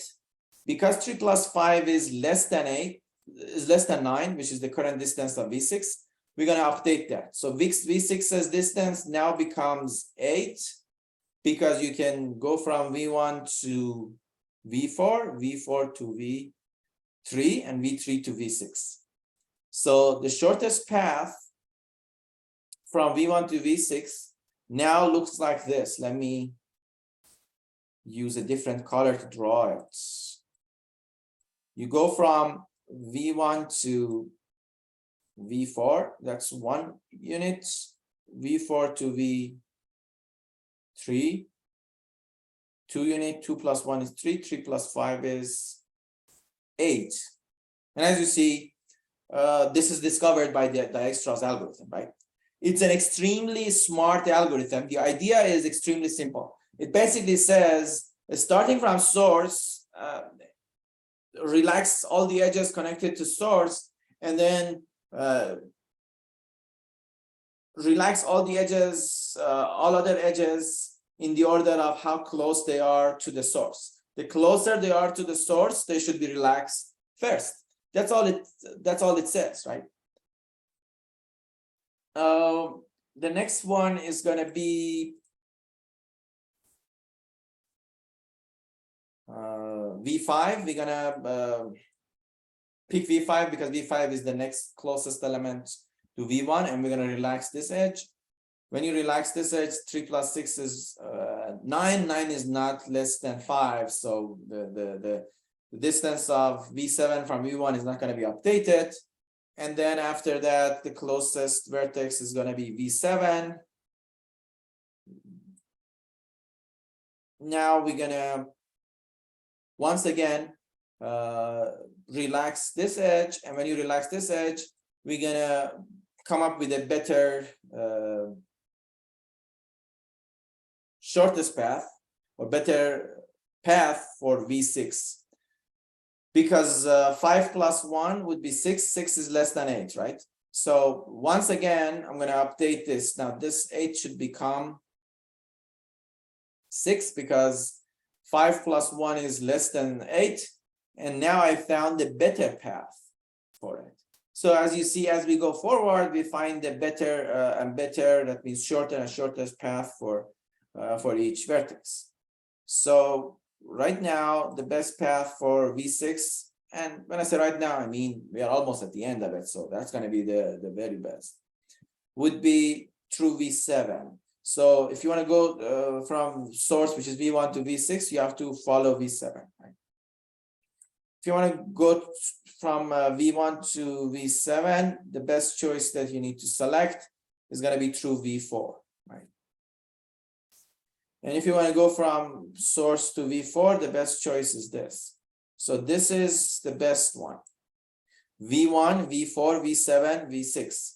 The sum of the weights in the path would be 1 plus 4 plus 1, which is 6. 6 is less than the path, the yellow path, which was 8. So the best path from V1 to V6 is discovered. And the last thing I'm going to do is to basically discover the last vertex, and that's it. The last one is discovered, and that's the whole Dijkstra's algorithm. Let me show you the implementation. The implementation is a little bit difficult. It's not too difficult, but it's not as easy as the BFS because it needs an extra data structure, which is a priority queue, not a normal queue. So a BFS reuse the regular queue. Dijkstra is going to use a priority queue or heap, or in this case for Java, it's not a regular heap, not a regular binary heap, it's a Fibonacci heap. Let me show you. I'm gonna where are we? We are in the Dijkstra's algorithm. So in the shortest path class. Before I show you Dijkstra's, I have to first show you what a weighted graph is. Weighted graph is nothing special. A weighted graph is a regular graph that has some extra properties and constructors and methods. The extra property for weighted graph, which is a subclass of graph, is a mapping between vertex and a mapping between vertex and integer. Let me tell you what I mean by that. As an example, let's say you have a simple weighted graph from U to, there's an edge from U to V. The weight of this edge is 3, and there's another edge from U to W with the weight 2, and there's another edge from V to W to V with the weight equal to 7, right? Imagine you want to represent this weighted graph using the weight map, right? So what I need to have is a dictionary that maps U, V, and W to the following. U is going to be mapped to another map. The map that U is mapped to is going to map its neighbors, which are basically V and W, to the weight of the edges. So because I have a weight of equal of size of value 3 from U to V, V is going to be mapped to 3. And because I have another edge from U to W with a weight 2, that's going to be the mapping between W to 2. V, on the other hand, has no V has no neighbors, so there's nothing to write here.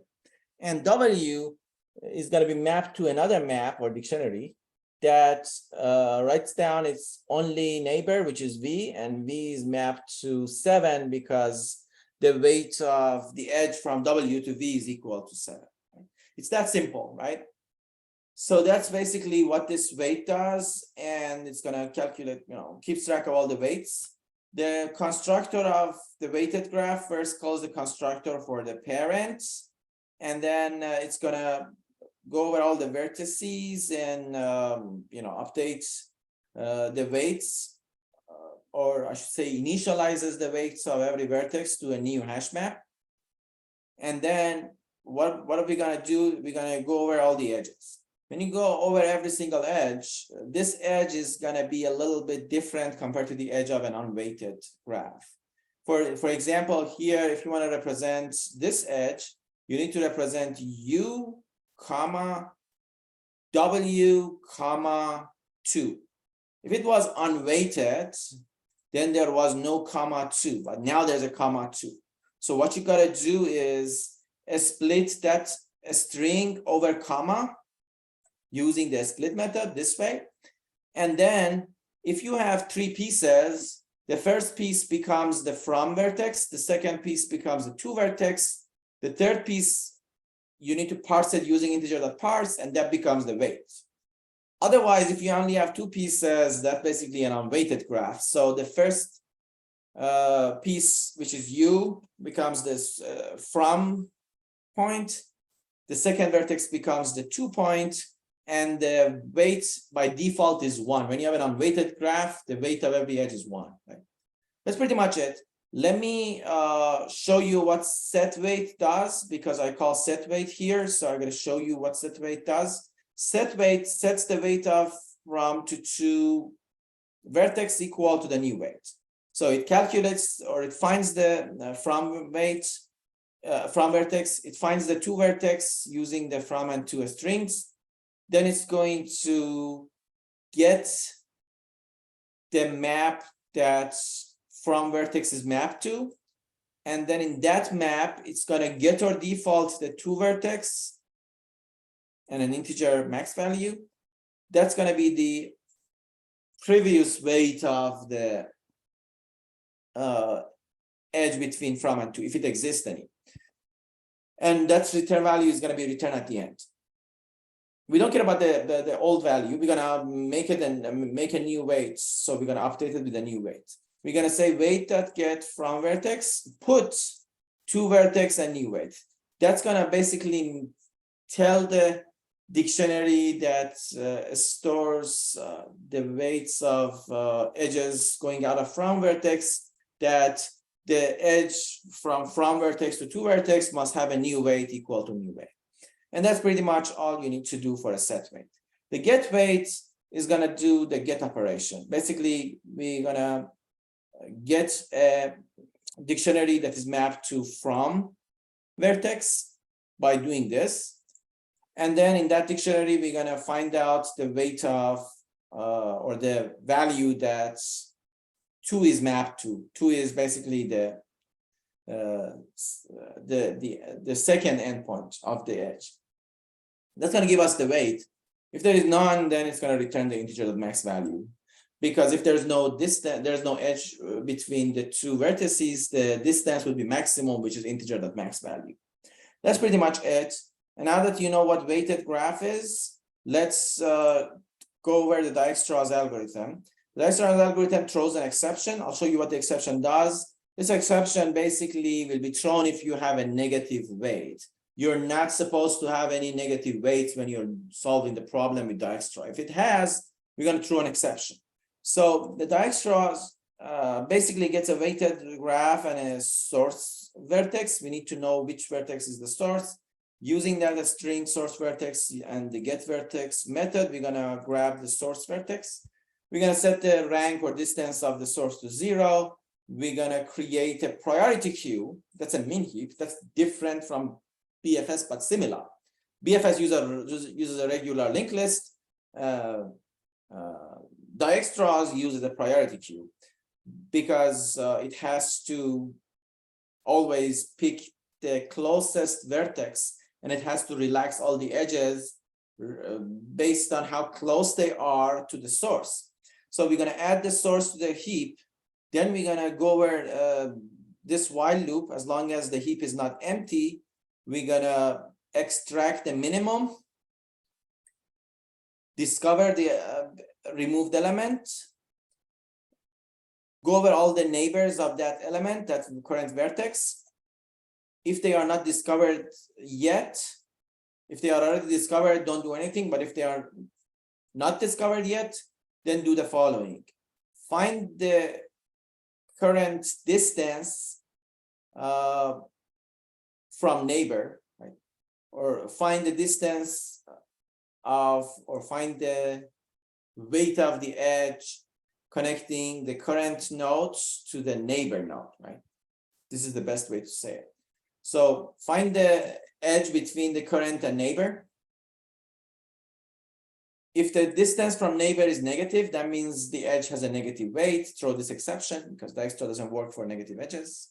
You need to use BellmanFord, which is going to be the next algorithm, which I'm going to explain. Then I'm gonna do this. I'm gonna say if the neighbor.rank, which means the distance of the neighbor, the currently calculated distance of the neighbor is greater than the current vertex's distance plus the distance from neighbor, then you gotta do this. You're gonna update the neighbor's rank or neighbor's distance and set it equal to the current rank plus distance from neighbor.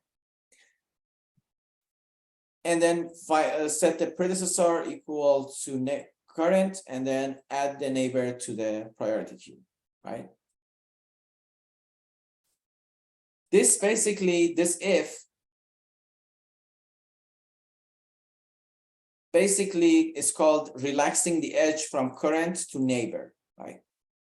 So you basically remove a node from the priority queue at the beginning of this while loop and go over all of its undiscovered neighbors and relax the edges from that vertex, we call it the current vertex, to all of its undiscovered neighbors. How do you relax them? This way. You're gonna see if the path that goes through the current vertex will reach you to the neighbor faster. And that means the neighbor has found a new way from source to itself. The idea is, the idea of this relaxation is kind of interesting. I have to explain it. I cannot skip that. So imagine this is source, right? And this is node U and this is node V, right? Imagine you already have discovered two paths, one from source to U, one from source to V, right? Let's say this one is 10, this one is 25, right? Now, imagine you have an edge between U and V. If this edge has a weight equal to 7, for example, then you say, because 10 plus 7 is less than 25, I found a new path, right? Therefore, I'm going to update V's predecessor to U. I'm going to update V's distance to 17, and I say, oh, now I can do it with 17, right? But consider a different scenario. Imagine this path, this edge between U and V has a different weight. Let's say the weight is 21, right? Then you say the following, you say, if I go from source to U and then from U to V, the total distance becomes 10 plus 21, which is 31. This one is greater than the 25 that I have already discovered. So I'm not gonna update the rank or the distance of V. Right? That's why there's an if statement. It says, check if you can get to a better, get to the neighbor with a shorter distance. If you can get to the neighbor with a shorter distance through current, then you update your neighbor's predecessor to current. Neighbor's rank becomes current.rank plus the distance from current to neighbor, and add the neighbor to the queue. Otherwise, don't do that. Don't do anything, right? And yeah, that's pretty much it, right? So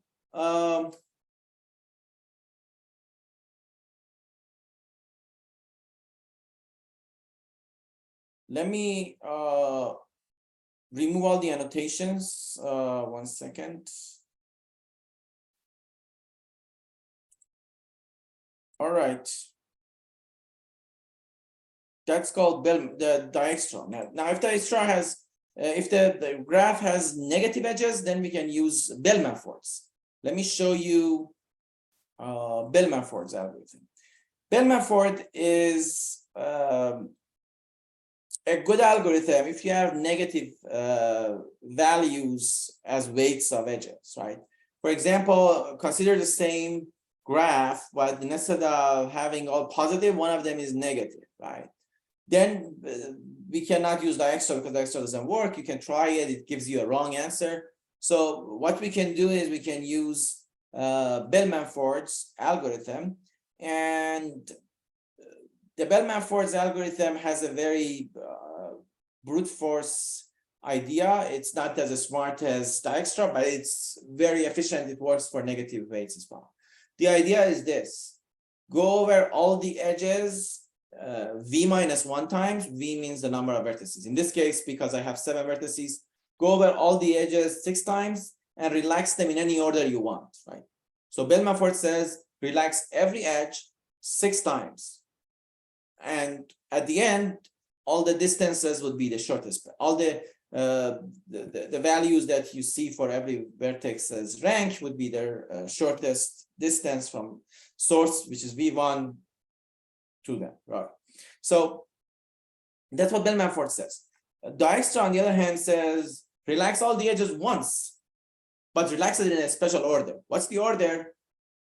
The edges that are closer to source should be relaxed first, and for that I need to have a priority queue or min heap. For this BellmanFord, I don't need any data structures. Let me show you. It's a very naive, it's a very simple algorithm. It basically says, given a weighted graph and a start vertex or source vertex, for every for vertex count repetition,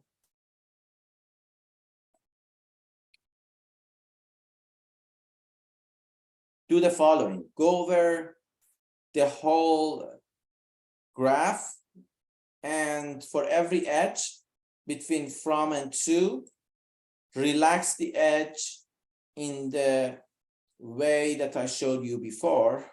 This is how you relax an edge, right?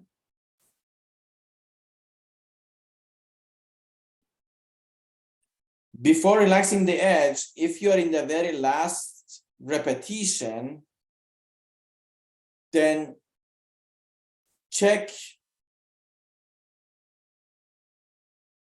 whether the relaxation is going to be successful. If the relaxation is successful in the very last iteration, that means you have a negative cycle. And because you have a negative cycle, the shortest path problem has no solution, right? And I'll tell you what I mean by this, but that's a little bit deep. I'm going to show you with an example.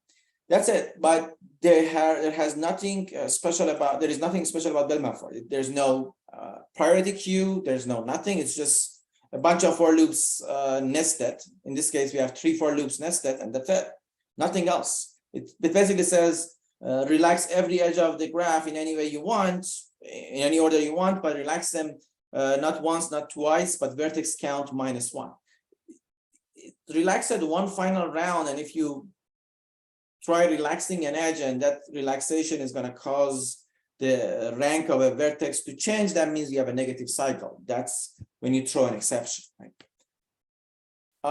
I'm going to run this first, and then I'm going to show you my example that I have in the main.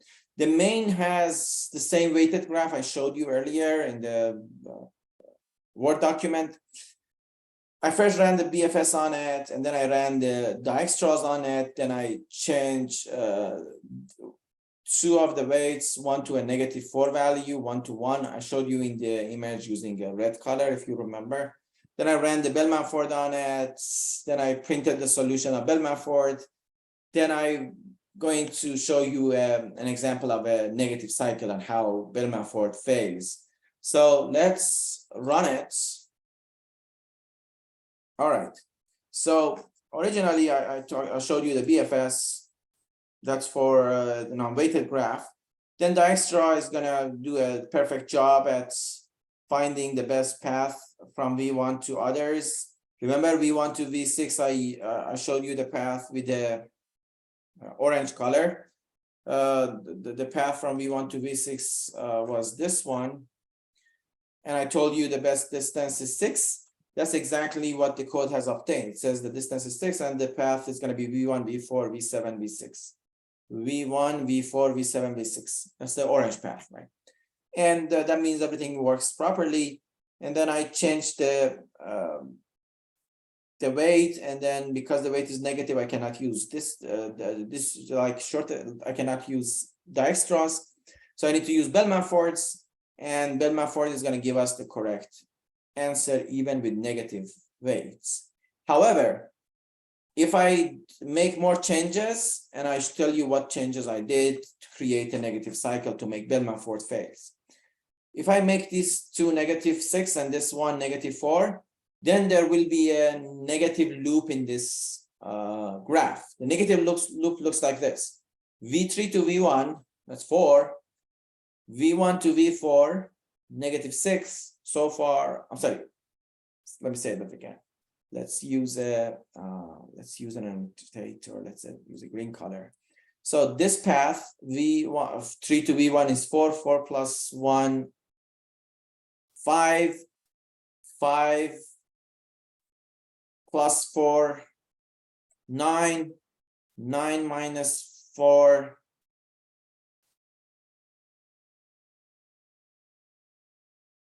I'm sorry. Sorry, that's not the one. Let me do it again.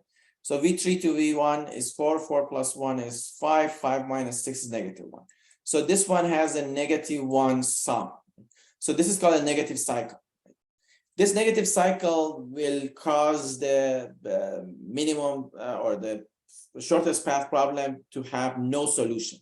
Because there's a negative cycle, you cannot find the shortest path. Every path that you give me and tell me this is the shortest path, I'm going to make it shorter by iterating through this loop more and more and more. Every time I go through this loop, the distance becomes 1 less. So it's absolutely impossible to solve the shortest path problem. That's why the BellmanFord throws an exception when it detects a negative cycle. And I showed you in the code, basically that exception that was thrown when you see a negative. So the same as this, when I do this change, it basically tells me that from the error, you cannot solve the shortest path problem as the graph has negative cycle. And that's it. So the last thing I'm going to mention, I know this has become pretty long, but I want it to be consistent because all of them are using the same vertex and graph. I'm going to make sure that I explain all of them at once. The last one is minimum spanning tree. The minimum spanning tree problem is a problem that basically requires a weighted graph like this. And in this graph, it's going to pick 6 edges in a way that these edges create a connected graph or connected subgraph that has no cycle, and the sum of its weights is minimal. So as an example, I can pick the following. I can pick, let's say, let me use a different color. I can pick this edge. I can pick this edge, this edge, this edge, this edge, and this edge, and tell you sum of all the edges is going to be 4 plus 2 is 6, 6 plus 8 is 14, 14 plus 4 is 18, 18 plus 7 is 25, plus 10 is 35. So the sum of all the edges will be 35.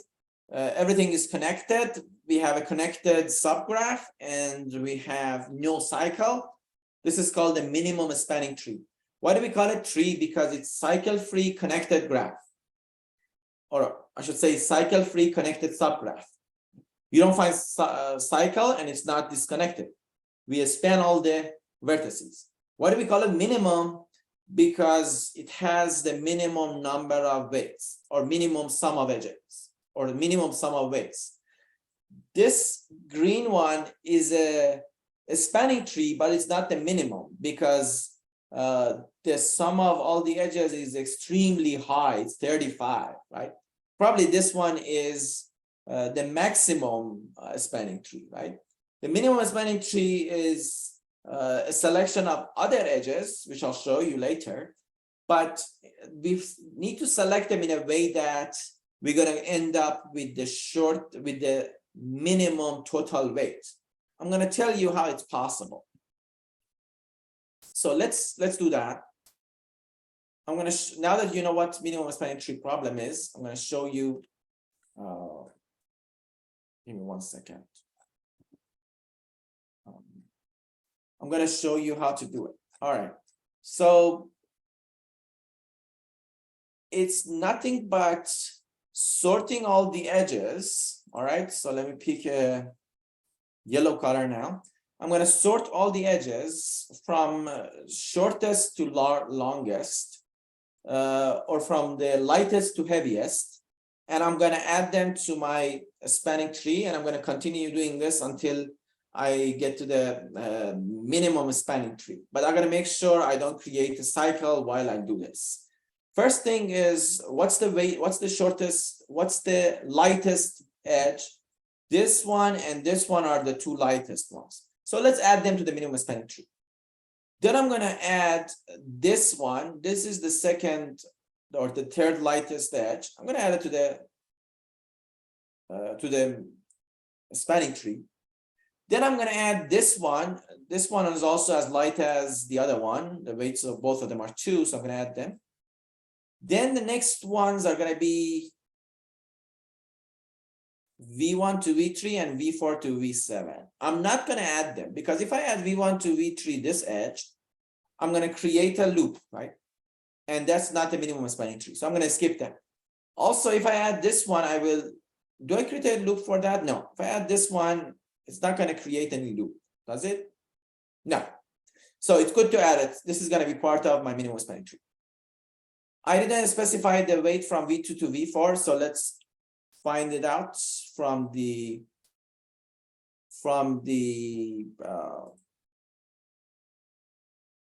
code that I have in Java. From V to V4, the weight is 3, so I have to update that.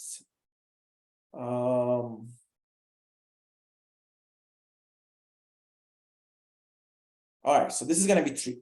This is pretty interesting. This edge from V2 to V4 cannot be part of my yellow minimum spanning tree. Why? There's an important reason behind it. Because if it's part of my minimum spanning tree, then I will have a loop here. You see that? So that's not possible. So we skip 3 because it cannot be added to the spanning tree. Otherwise, we're going to have a cycle, right? And then I cannot add 5 because it's going to create a cycle. I cannot add the 4. I talked about the 4 and 3 before. I cannot add 5. The next lightest one would be 6. Can I add 6? Yes, why not? It's not going to cause any, that's going to create any loop, and that's it. That's the 6 edges that I added. Now, why did I say 6 edges? Always remember, for a spanning tree, you need n-1 edges. In this case, n is the number of vertices, which is 7. 7 minus 1 edges, which is 6. Because I have already selected 1, 2, 3, 4, 5, 6 of the lightest edges that cause no cycle, I'm done. So the Kruskal says, pick n-1 edges that are lightest and cause no cycle, create no cycle. That would be your minimum spanning tree. That's so simple, right? How do we implement this? For that, I need to have a disjoint set, which I already have implemented it before. So you know that. If you don't know, I posted a video about that. You can check it out. The minimum spanning tree algorithm is called Kruskal's. We have prims as well. Prims is a little bit different. It's kind of similar to Dijkstra's, but Kruskal is much easier. It creates an array of edges. What is edge? Edge is a class that represents an edge of a vertex of a graph. Basically, it has a from vertex, it has a to vertex, it has a weight. That's it. The compare to method compares the 2 edges with weights, and the toString method draws an edge like this, or prints an edge, or returns. This is a string representation of an edge. From followed by weight followed by 2. So in the minimum spanning tree algorithm Kruskal's, I'm going to get a weighted graph and I'm going to return the array of edges. First, I create an array list of edges. Then I create an array of edges called MST. MST means minimum spanning tree. And the array capacity is equal to the number of vertices minus 1. That's all I need to store the edges of a minimum spanning tree.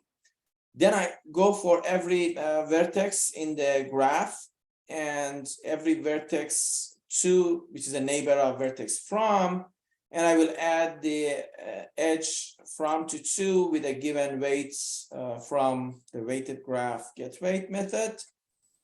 And I pass this to the edge constructor and I give this to the array of all edges.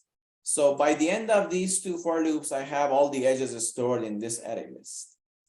Then I'm going to sort them. When I sort them, because I use weight for compare to method, it's going to sort them from lightest to heaviest. Then all I need to do is create a disjoint set of vertices, call it connected components.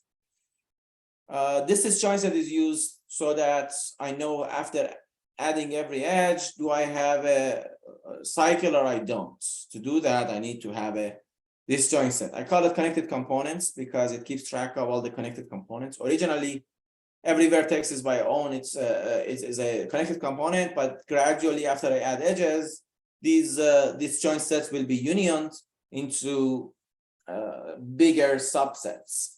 And this is all I need to do for every edge. I will say if they're not in the same connected component, union them and add the edge to MST. If they are already in the connected component, don't add the edge to the MST because you're going to cause a cycle. That's the whole idea. Return MST. At the end, I'm going to generate the same graph that I showed you and I'm going to run it. After I run it, guess what? We get to the same graph that I got before. For example, we have V1 to V2, right? We have V3 to V4 to V3.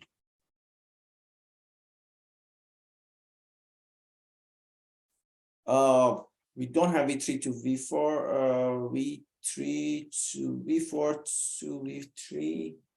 Oh, we do have it here. This is the one.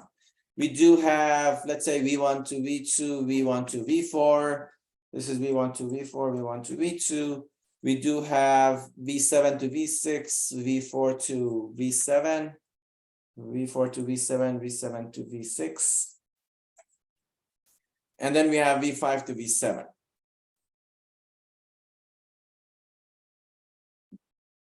This is V5 to V7, and that's pretty much it. Thank you for watching. That's it. Thank you.